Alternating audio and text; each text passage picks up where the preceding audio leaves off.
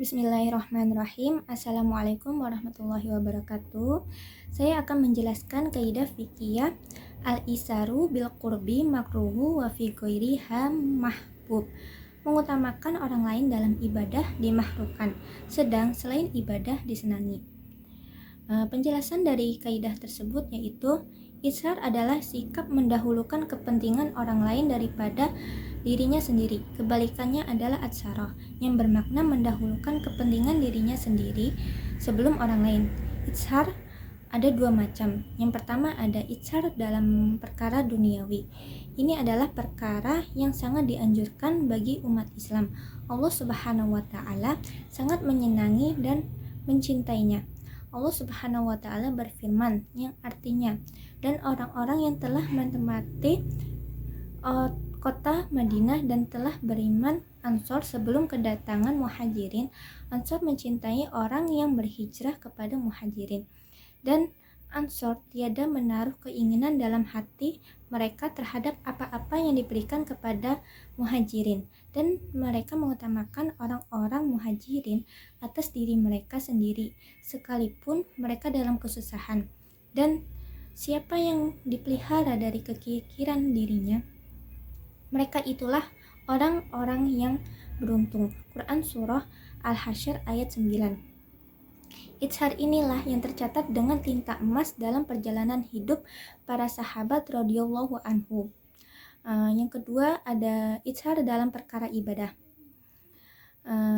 Terangannya yaitu mendahulukan orang lain dalam perkara ibadah adalah sesuatu yang dibenci, karena masing-masing orang diperintahkan untuk mengagungkan Allah Subhanahu wa taala.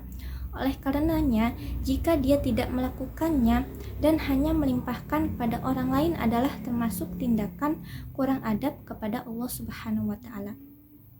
Dari keterangan di atas dapat diambil beberapa contoh, antara lain yang pertama, jika Zaid mempunyai air wudhu hanya cukup untuk wudhu satu orang, sedangkan saat itu dia membutuhkan wudhu juga temannya yang saat itu sedang bersama dia, maka kewajiban Zaid adalah menggunakan air itu untuk berwudhu dan biarkanlah temannya itu bertayamum. Tidak boleh bagi Zaid untuk mempersilahkan temannya wudhu sedangkan dirinya bertayamum.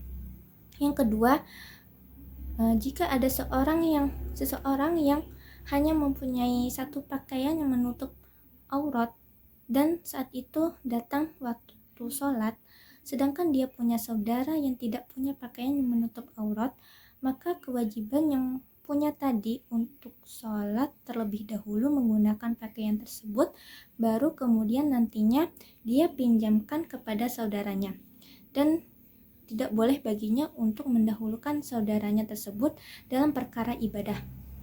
Yang ketiga, jika ada seorang yang berada di shaf pertama, maka dia tidak boleh mundur ke shaf kedua untuk mempersilahkan orang lain menempati posisinya.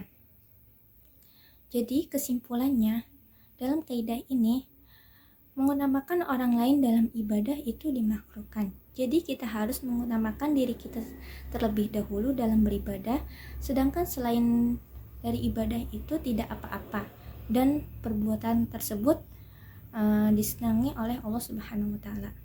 Sekian dari penjelasan dari saya, kurang lebihnya mohon maaf. Wabillahi taufiq wal hidayah.